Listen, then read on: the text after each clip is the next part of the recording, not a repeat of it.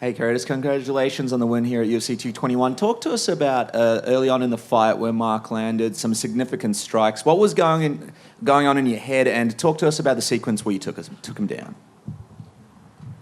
When he landed those heavy strikes, he definitely rocked me. My vision went black for like 2 seconds, and I heard my cornerman screaming takedown. I knew I should get the takedown, and that's why he was able to get up so quickly. 'Cause I wasn't really like in it, so I got the takedown. It gave me enough time just to recover, and then from there I kind of knew my range, and I knew where not to be. So from there I knew I had to continue with the takedowns. I knew it would gas him out and help me get the W. You compared him to a legend like Michael Jordan. What's it feel like? I mean, you have a win over a legend now in MMA. It feels great. I hope I start getting the respect I deserve. I hope I get in the UFC video game. Like that feels like a big bummer. Like, how am I not in the game? Two of the guys I've already beat, Mark Hunt and Alexei Olenek, are both in the game, and I'm not. So I feel like that's a bit disrespectful. But hopefully that gets remedied. Apart from the game, what other indicators did you have that you weren't really getting the respect that you deserve? Did you feel it from fans, from other fighters? Talk to us a little bit about that. Oh, the fans. You guys got some good fans out here. They love their Mark Hunt. Yeah, I'm not even going to get into that. No. Of course, it's a big wing. Mark Hunt is a huge name. It's still early on, but now that you've got this big momentum going on behind you, what are you thinking next? I mean, the next opponent would be a big one. Anyone in the top 5, Kane, Alistair, Werdum. I'm not going to call anyone out. I haven't earned that right. I know I'm still young, but I do want to get on the Chicago card. That's the only thing I will ask for. I want to get on that Chicago card. I want to feel this. I want to have my fans screaming my name, booing my opponent. It's interesting that you mentioned Kane because we're still waiting on finding out who his opponent will be. A lot of people are excited to see him return. Are you putting your hand up to possibly be his opponent? That's not what I do. I'm just saying anyone ranked above me is worthy. I'm literally only 26 years old. I'm just ranked in the top 10. I will take whoever they give me.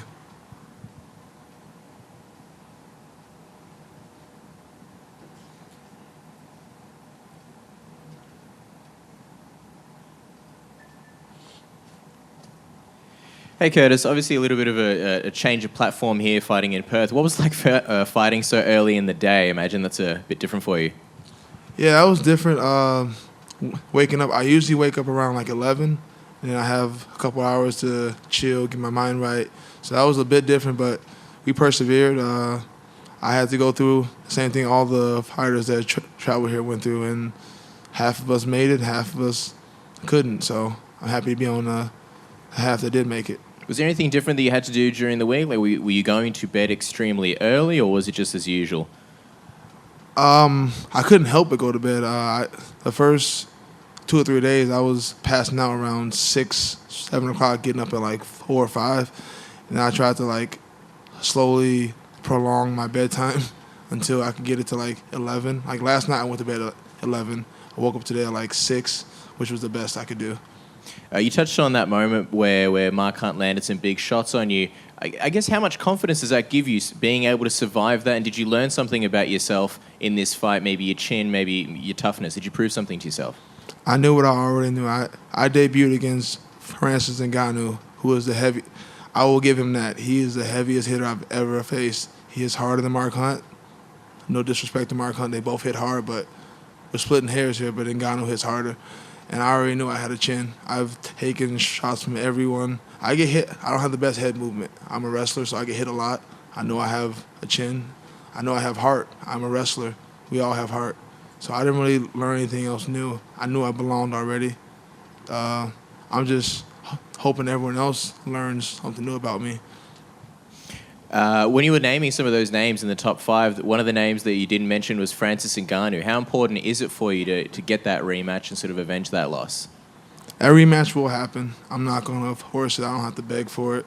We're both one of the young. Well, he's like 5 years older than me, but we're both one of the younger heavyweights in the division right now, and I know the UFC is looking to have exciting matchups, and it has a storyline where both he's French, I'm American. It just creates itself. It's going to happen. Not rushing. You mentioned respect before. Do you feel like if you guys did rematch, obviously you were the betting favorite in the first fight. Do you think that you'd be, I guess, a lot more leaned in? I guess you'd be more of a favorite in this one, given how his last fight played out, and given the excellent wrestling that you displayed in this fight. Maybe, but that's not for me to worry about. Betting, I don't bet, and favorite or not, it doesn't matter. You have to go in there and do what you have to do. So I don't really think about none of that stuff. But if we do fight, I do believe I'm going to win the fight.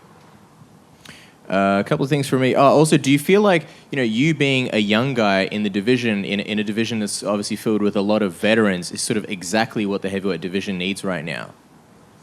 Yeah, I feel like every division's going like generational cycles. We've had the Frank Mir, Brock Lesnar, Alice, all those guys. They're all nearing the end.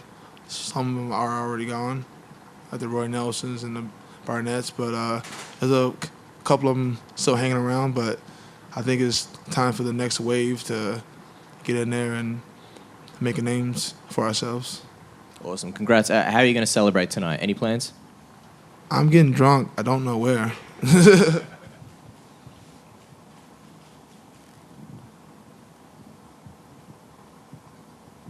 Hey, Curtis. Your strategy seemed to be that you were happy to stand on your feet with Mark at the beginning, and then it's when you got tagged that you went back to the wrestling. And then that seemed to be the strategy for the rest of the fight. Did Mark tagging you change your strategy for the rest of the fight, or was that always going to be kind of what the game plan you had? That was always my game plan. I am not a fool.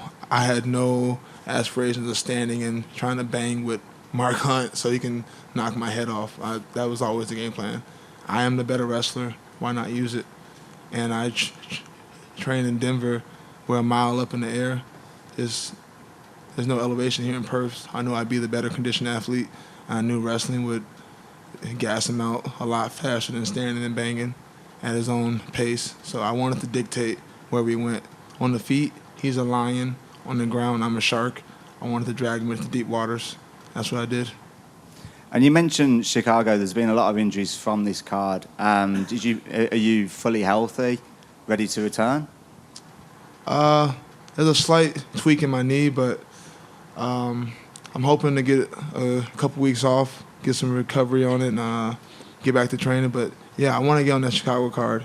I feel like I was passed over after I lost to Ngannou. He got to fight in Chicago against Bojan's something, and he destroyed him, and I just feel like that was my spot. Had I beat Ngannou my debut fight, I would have been in Chicago. I haven't been home I haven't had a fight at home since 2014. It's been a long, long time. I really want to go home and fight.